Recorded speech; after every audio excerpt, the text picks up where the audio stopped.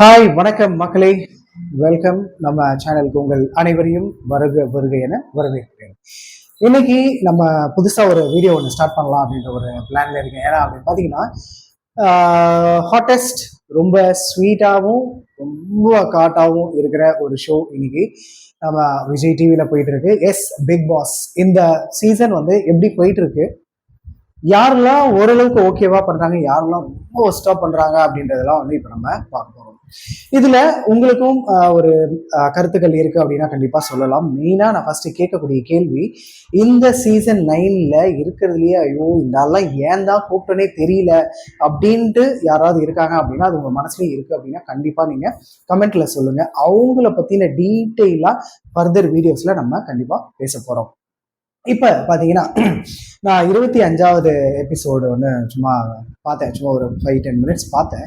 பார்க்கும்போது ரொம்ப என்ன சொல்றது, ஒஸ்டான வார்த்தைகள் இதெல்லாம் நம்ம குழந்தைங்களை வச்சு கண்டிப்பாக பார்க்க முடியாது. லாஸ்ட் சாட்டர்டே சண்டே ஷோவில் கூட விஜய் சேதுபதி அவர்கள் சொன்னது, இந்த மாதிரி நிறைய பேரண்ட்ஸ் வந்து இவங்க ஷோலாம் எப்படி பார்க்குறது அப்படின்னு சொல்லி கேட்டாங்க அப்படின்ட்டு அவர் சொன்னார். அவர் ஹிண்ட்டும் கொடுத்துட்டாரு. கொஞ்சம் கொஞ்சம் ரிலேட்டடாக மாதிரி ஒரு ஷோவாகவே அது மாறிட்டு இருக்கு அப்படின்ற மாதிரி தான் அவர் மீன் பண்ண வந்தார். பட் ஓப்பனாக அதை சொல்லவும் முடியல. இப்போ குழந்தைகள் பார்க்க முடியலன்னா என்ன, உங்கள் கையிலேயே ரிமோட் இருக்கு, நீங்கள் சேனலை மாற்றுங்க அப்படின்னு சொல்லிட்டு ஒரு ஷோவை ஒரு சேனல்ல ஹோஸ்ட் பண்ற ஒரு ஹோஸ்டே வந்து நீங்க சேனலை மாத்திக்கோங்க அப்படின்னு சொல்ற அளவுக்கு தான் இந்த சீசன் 9 பிக் பாஸ் இருக்கு.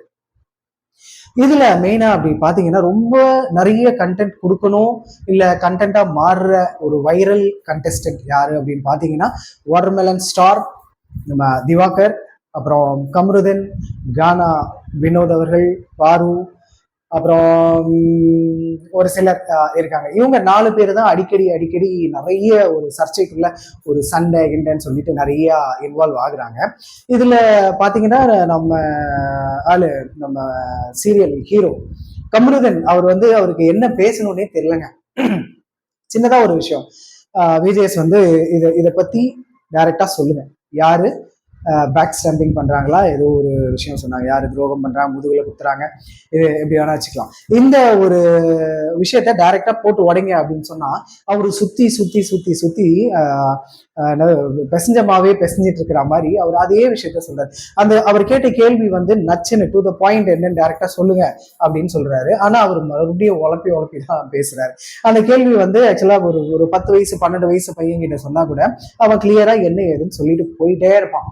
அந்த ஒரு சின்ன ஒரு கேள்வி கூட புரிஞ்சுக்க முடியாத அளவுக்கு அவர் இருக்காரு. ஏன் அப்படின்னா, தான் தான் எல்லாத்துலயுமே ரைட்டு, நான் தான் கரெக்டா பண்றேன், அதை எல்லாருமே சொல்றாங்க, யாருமே சரியா கண்டென்ட் கொடுக்க மாட்டாங்க, நான் தான் உத்தம, நான் தான் சூப்பரா வரேன் அப்படின்ற மாதிரி அவர் ஒரு பிம்பத்தை கிரியேட் பண்ண ட்ரை பண்ணிட்டு இருக்காரு. விஜய் சார் சொல்லும் போது கூட உங்களுக்கு கரெக்டா நீங்க சொல்ல வரல, அவங்க கிட்ட பேசவும் முடியல, டயர்டா இருக்கு, நீங்க உட்காருங்க, இப்ப பாருங்க டைரக்டா எப்படி ஆன்சர் வரும், அதுக்கப்புறம் நீங்க புரிஞ்சுக்கங்க இந்த கேள்விக்கு எப்படி பதில் சொல்லணும் அப்படின்னு சொல்லிட்டு.